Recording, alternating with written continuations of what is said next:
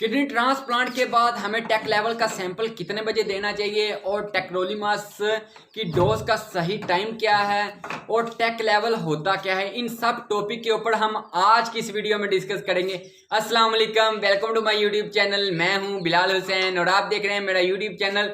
मेरे प्यारे व्यूअर, कैसे हैं आप? उम्मीद करता हूं कि आप सब लोग ठीक ठाक होंगे। अल्लाह के फजलो करम से जिधर भी हैं बिल्कुल ही ठीक ठाक होंगे। तो आज की इस वीडियो में हम डिस्कस करने वाले हैं किडनी ट्रांसप्लांट के बाद टेक लेवल का सैंपल कितने बजे देना चाहिए, क्योंकि बहुत से जो किडनी ट्रांसप्लांट वाले पेशेंट्स हैं और या जिनका ट्रांसप्लांट अभी होने वाला है तो उन्होंने सुना भी होगा या नहीं भी सुना, तो वो ये वीडियो देख के जान सकें कि टेक लेवल का सैंपल हमें कितने बजे देना चाहिए या कितने बजे इसकी सैंपल देने की सही टाइम क्या है। तो इन सब टॉपिक के ऊपर हम आज की इस वीडियो में डिस्कस करेंगे और टेक्रोलीमास की डोज का सही टाइम क्या है और टेक लेवल क्या होता है, इन सब टॉपिक के ऊपर हम आज की इस वीडियो में डिस्कस करेंगे। तो काइंडली मेरे यूट्यूब चैनल को सब्सक्राइब कर दें और साथ दिए गए घंटी के बटन को प्रेस कर दें ताकि जितनी भी मेरी नई आने वाली वीडियो हो उनका नोटिफिकेशन सबसे पहले आप लोगों के पास पहुंचे।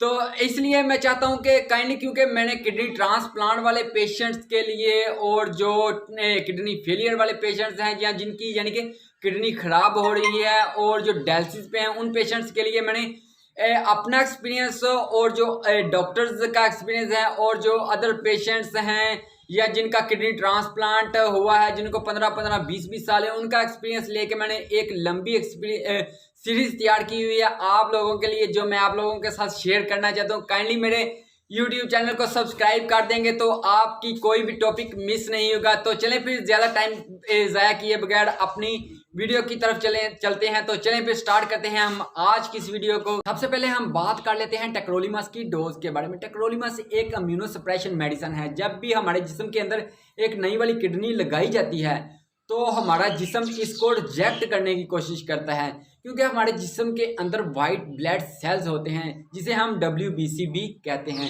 ये WBC हमारी जिस्म के अंदर नई वाली किडनी को रिजेक्ट करने की कोशिश करते हैं। टेक्रोलीमास इम्यूनो सप्रेशन डोज होने के नाते हमारे जिस्म के अंदर एंटी रिजेक्शन का काम भी करती है। जब टेक्रोलीमास की डोज दी जाती है तो हमारे जिस्म के अंदर जो वाइट ब्लड सेल्स होते हैं, ये टेक्रोलीमास की डोज उनके काम को कम कर देती है। जब जैसे ही हमारे वाइट ब्लड सेल्स का काम कम होगा तो वो वाइट ब्लड सेल्स के काम के कम होने की वजह से हमारी इम्यूनिटी भी कम हो जाती है। जब हमारी इम्यूनिटी कम हो जाएगी तो हमारा जिस्म नई वाली किडनी को रिजेक्ट नहीं करेगा। टेक्रोलीमास की डोज जब दी जाती है तो उसकी एक नैरो थेरापोटिक रेंज होती है। नैरो थेरापोटिक रेंज का मतलब ये होता है कि एक लेवल रखा जाता है टेक्रोलीमास का, यानी कि टेक्रोलीमास के लेवल से जो हमने रखना होता है उससे ऊपर भी नहीं जाने देना और ना ही उससे नीचे जाने देना, यानी कि एक लेवल के अंदर रखना होता है। जब ऊपर जाएगा तो फिर भी नुकसान करेगा, यानी कि उसका साइड इफेक्ट होगा, और जब उससे नीचे आएगा तो फिर भी उसके साइड इफेक्ट होंगे। अब हम बात कर लेते हैं टेक्रोलीमास की डोज की टाइमिंग के बारे में। टेक्रोलीमास की डोज की जो टाइमिंग होती है ये बहुत ही ज़्यादा इम्पोर्टेंट होती है।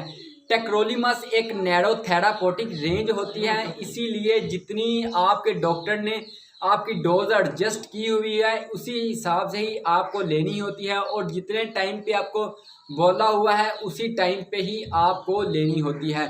कभी भी आपने अपने हिसाब से अपनी डोज को नहीं एडजस्ट करना और कभी भी आपने अपने हिसाब से अपनी डोज की टाइम को ना ही ज़्यादा करना है और ना ही कम करना है। अगर तो आपके डॉक्टर ने बोला है 8 बजे तो आपने 8 बजे ही लेना है, सुबह भी 8 बजे ही और शाम को भी 8 बजे ही, यानी कि ये अपनी मेडिसिन के दरमियान 12 घंटे का गैप होना चाहिए।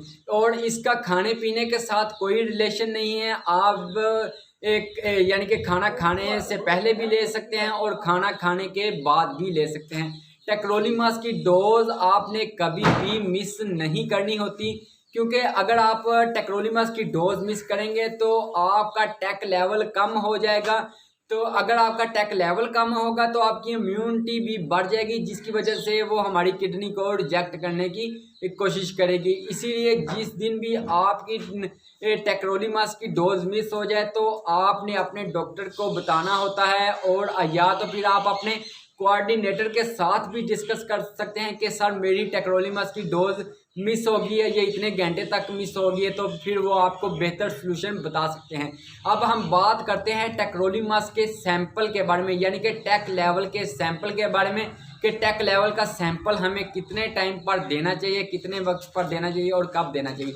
टेक्रोलीमास का सैंपल देने का जो सही टाइम है वो मॉर्निंग टाइम ही होता है, क्योंकि मॉर्निंग टाइम पे जब हम अपना सैंपल देने जाएंगे तो उस टाइम हमारा हमने अभी मेडिसिन अपनी लेनी होती है, तो हमारा जो टेक लेवल होता है वो लोएस्ट रेट पे होता है। तो इसीलिए हमें अपना टेक लेवल को, अगर तो आप अपनी डोज 8 बजे ले रहे हैं तो आपको मैक्सिमम 15 से 20 मिनट आपने पहले अपना टेक लेवल देना होता है, अपने टेक लेवल का सैंपल देना होता है। ना ही आप इसके बाद दे सकते हैं, और ना ही ये नहीं कि आपको 8 बजे की डोज की टाइमिंग है तो आप 7 बजे दे दें। नहीं, ऐसा नहीं आपने करना, आपने 15-20 मिनट का गैप डाल सकते हैं।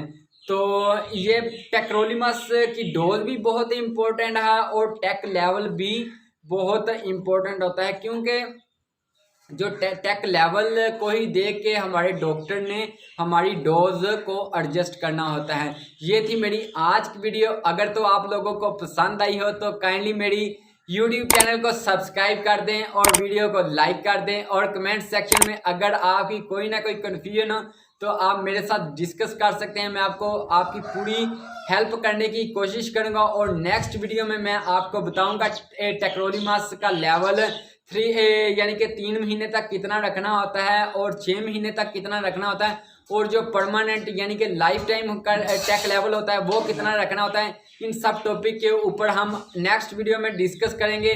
अपना बहुत ज़्यादा ख्याल रखें। अल्लाह हाफिज़।